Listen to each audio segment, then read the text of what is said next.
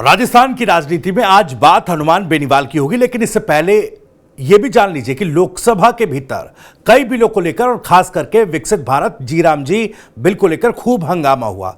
हालांकि विपक्ष ने बिल की जो कॉपी है वो भी सदन में फाड़ दी और तगड़ा हंगामा हुआ, लेकिन बावजूद इसके यह बिल पास हो गया। इसके अलावा एक और बिल है जिस पर एक गरारी अटकी है विरोध की, उस पर भी मैं आपको बताऊंगा। लेकिन आज के सवाल इनसाइड स्टोरी में क्या है यह जानिए। पहला सवाल है, दुनिया बचाने की बात कर रहे हैं हनुमान बेनीवाल, क्या आप दुनिया बचाने निकल पड़े हैं?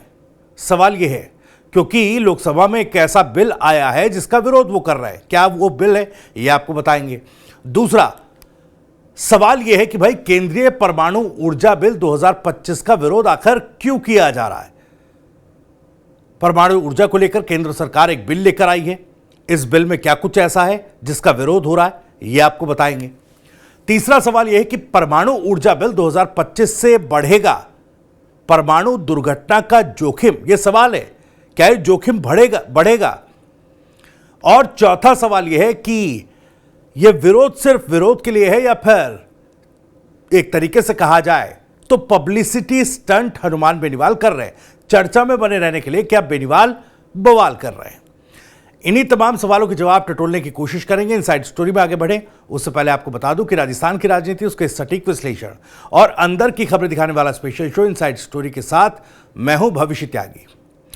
तो लोकसभा से एक ऐसा मुद्दा सामने आया जो सिर्फ राजनीति नहीं बल्कि देश की सुरक्षा, जनता की जान और आने वाली पीढ़ियों के भविष्य से जुड़ा है। राजस्थान के नागौर से सांसद और राष्ट्रीय लोकतांत्रिक पार्टी के संयोजक हनुमान बेनीवाल ने लोकसभा में परमाणु ऊर्जा विधेयक 2025 पर चर्चा के दौरान सरकार की मंशा पर गंभीर सवाल खड़े कर दिए। मुद्दा क्या है, पहले आसान भाषा में आपको समझाते हैं। दरअसल सरकार न्यूक्लियर एनर्जी यानी परमाणु ऊर्जा क्षेत्र में अब तक जो काम सरकारी कंपनियां करती थी उसे निजी कंपनियों के लिए खोलना चाहती है। मतलब जहां पहले पूरा नियंत्रण सरकार का था वहां प्राइवेट कंपनियों की एंट्री होगी।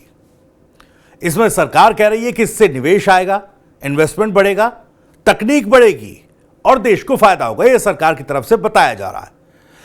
लेकिन आरएलपी सांसद हनुमान बेनीवाल कह रहे हैं कि भाई पहली बात तो वो ये कह रहे हैं कि यह सिर्फ बाजार खोलने का मामला नहीं है कि आप जो प्राइवेट प्लेयर्स हैं उनके लिए बाजार खोल रहे हैं, यह सिर्फ वहां तक सीमित नहीं है। और दूसरी बात वो ये कह रहे हैं कि जनता को जोखिम में डालने का फैसला है। हनुमान बेनीवाल ने क्या कहा है यह भी जानिए। दरअसल लोकसभा में खड़े होकर हनुमान बेनीवाल ने साफ शब्दों में कहा कि विधेयक भारत के रूपांतरण का नहीं बल्कि जोखिम के विस्तार का विधेयक है, यानी कि एक रिस्क फैक्टर को एक्सटेंड करने वाला विधेयक है। उनका कहना है कि न्यूक्लियर एनर्जी कोई सीमेंट फैक्ट्री या मोबाइल टावर नहीं है जहां गलती हुई और नुकसान सीमित रह गया, लिमिटेड नुकसान हुआ। परमाणु दुर्घटना का असर पीढ़ियों तक रहता है, उसका असर सिर्फ एक शहर नहीं बल्कि पूरे इलाके, पर्यावरण और मानव जीवन पर पड़ता है। अब देखिए सबसे बड़ा सवाल की जिम्मेदारी किसकी होगी अगर इसको प्राइवेटाइज किया जाता है या फिर यह बिल पास अगर होता है, यह विधेयक जो है पास होता है, तो फिर अगर निजी प्लेयर्स परमाणु एनर्जी के सेक्टर में आएंगे और कोई न्यूक्लियर दुर्घटना होती है तो जिम्मेदारी किसकी होगी? तो बेनीवाल ने सबसे बड़ा सवाल उठाया देयता यानी कि लायबिलिटी को लेकर। अगर कल को किसी न्यूक्लियर प्लांट में हादसा हुआ तो सवाल यह है कि जिम्मेदार कौन होगा, मुआवजा कौन देगा, पीड़ितों का पुनर्वास कौन करेगा और पर्यावरण की भरपाई कैसे होगी? बेनीवाल का आरोप है कि इस विधेयक में कंपनियों की जिम्मेदारी सीमित की जा रही है, यानी कि अगर कोई हादसा होता है तो फिर जिम्मेदारी लेने वाला कौन होगा, क्योंकि इस विधेयक में तो बहुत ही लिमिटेड जिम्मेदारी प्राइवेट प्लेयर्स की तय की गई है। यानी कि अगर नुकसान बहुत बड़ा हुआ तो भी कंपनी की जवाबदेही तय सीमा से ज्यादा नहीं हो पाएगी और यही बात जनता के लिए सबसे बड़ा खतरा है। न्यूक्लियर दुर्घटना स्थानीय नहीं होती, वो लोकल स्तर पर नहीं होती। हनुमान बेनीवाल कह रहे हैं कि भाई जो नाभिकीय दुर्घटनाएं जिसको हम न्यूक्लियर एक्सीडेंट्स कहते हैं ये लोकल नहीं होती हैं, उनका असर बहुत बड़े इलाके और मानव पीढ़ियों पर पड़ता है। याद कीजिए चेर्नोबिल, फुकुशिमा, वहां पर किस तरीके से दुर्घटनाएं हुई थी। आज भी वहां की जमीन, हवा, पानी पूरी तरह से सुरक्षित नहीं है। तो ऐसे में अगर निजी कंपनियों को पर्याप्त जवाबदेही के बिना न्यूक्लियर सेक्टर में घुसने दिया गया तो कीमत देश की जनता को चुकानी पड़ सकती है। हनुमान बेनीवाल ने इस विधेयक को सिर्फ तकनीकी संशोधन नहीं माना। उन्होंने कहा कि यह विधेयक हमारे सैद्धांतिक, संवैधानिक, जनता की सुरक्षा और सरकारी जवाबदेही की जड़ों को हिला देता है। यानी सरकार पीछे हट रही है और जिम्मेदारी निजी हाथों में सौंपना चाहती है। यह बड़ा आरोप भी है कि न्यूक्लियर एनर्जी सेक्टर को संभालने में सरकार पीछे हट रही है। साथ ही देखिए, परमाणु परीक्षणों का जिक्र क्यों किया हनुमान बेनीवाल ने, इसको भी समझिए। बेनीवाल ने कांग्रेस सरकार और अटल बिहारी वाजपेयी सरकार द्वारा किए गए परमाणु परीक्षण को ऐतिहासिक बताया। उन्होंने कहा कि उस समय न्यूक्लियर ताकत देश की सुरक्षा और संप्रभुता के लिए बनना जरूरी था भारत के लिए।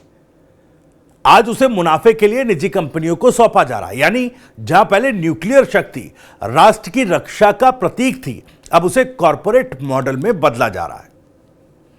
तो यह तो था न्यूक्लियर एनर्जी बिल 2025 को लेकर विरोध हनुमान बेनीवाल का। उन्होंने नकली खाद बीज का भी मुद्दा उठाया।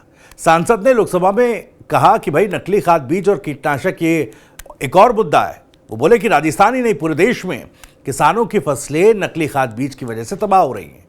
किसान शिकायत करते हैं कि भाई फसल नष्ट हो गई, लागत डूब गई, कर्ज बढ़ गया, लेकिन सरकार क्या करती है? बेनीवाल आरोप लगा रहे हैं कि सरकार ICAR या फिर किसी वैज्ञानिक संस्था से गंभीर अध्ययन नहीं करवाती है। सरकारी आंकड़े बनाम जमीनी हकीकत, यह भी एक सिनेरियो उन्होंने बताया। बेनीवाल ने कहा कि भाई सरकारी फाइलों में नकली खाद बीज पर बड़ी कार्रवाई दिखाई जाती है, लेकिन जमीनी हकीकत बिल्कुल अलग है। अब देखिए, उदाहरण राजस्थान में आपके सामने किरोड़ीलाल मीणा नकली खाद बीज फैक्ट्रियों पर लगातार छापेमारी कर रहे हैं। सरकार किसानों को दावत तो करी, देखिए किस तरीके से नकली खाद बीज फैक्ट्रियों पर छापेमार कार्रवाई हो रही है, जमाखोरों पर कार्रवाई हो रही है, लेकिन जो खाद है वो किसान तक पहुंच नहीं पा रहा है। अब देखिए, जो आंकड़े बताए जाते हैं, हनुमान बेनीवाल कह रहे हैं वास्तव में उतनी कार्रवाई होती नहीं है और इसका खामियाजा सीधे किसान को भुगतना पड़ता है। कुल मिलाकर संदेश क्या है?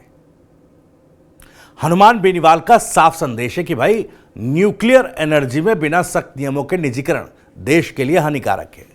सीमित लायबिलिटी जनता की सुरक्षा के साथ समझौता है और किसानों के मुद्दे पर सरकार सिर्फ कागजी कार्रवाई कर रही है।